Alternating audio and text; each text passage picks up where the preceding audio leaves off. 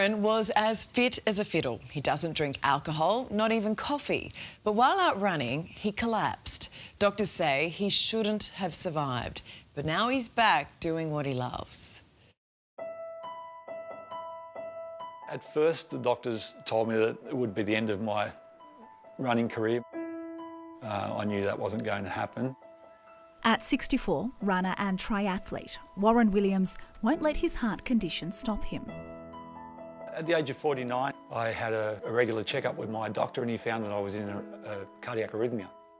An abnormal heart rhythm due to problems with the heart's electrical signals. The ironic thing is you couldn't be any healthier, you couldn't be any fitter. No, I was super healthy at the time. I don't drink at all. I haven't even had a cup of coffee in my life. So to be confronted with that, feeling so fit and running so well at the time was a major shock.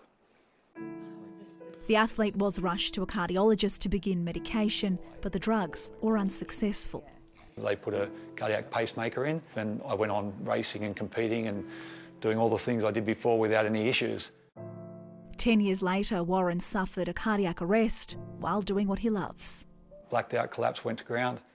I had ruptured the main descending artery, so that artery had collapsed on itself, so I went straight into surgery and had that repaired. Cardiovascular disease is Australia and the world's #1 killer, responsible for 1 in every 4 deaths and for 1.2 million hospitalisations every year.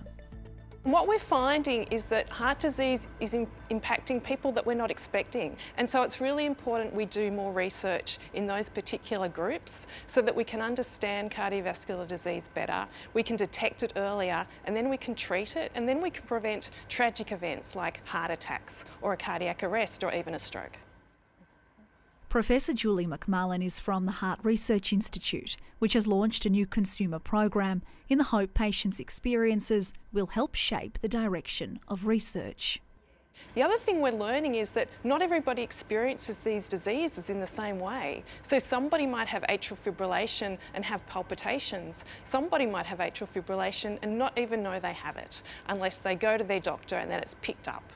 Hi Warren, hi Warren. The Heart Research Institute is inviting people who have been impacted by a range of cardiovascular conditions like congenital heart disease, heart failure, peripheral artery disease, sepsis, stroke and heart and vessel damage due to cancer treatments to participate.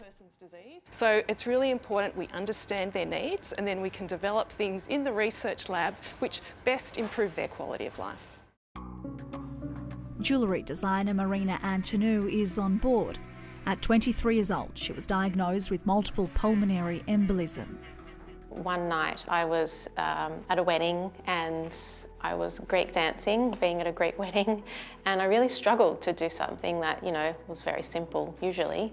The next morning I remember very clearly waking up with excruciating chest pain, and I was also coughing up blood.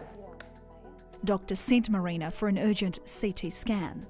I hadn't even made it home before they called me and said, you've got to go to the hospital, you've got clots in your lungs. How terrifying was that ordeal for you? Yeah, I was scared.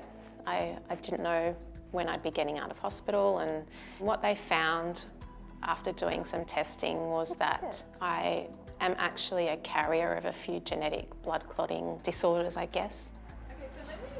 Today, Marina's required to take daily blood thinners and is passionate about raising awareness for heart disease, which impacts 1 in 6 Australians and claims a life every 12 minutes. To be able to share my story in the hope that it could help the researchers and eventually someone else that is experiencing something similar to me, it'd be silly not to. Oh, there is definitely hope. What's so important is to prevent heart disease as early as possible, before significant damage is done.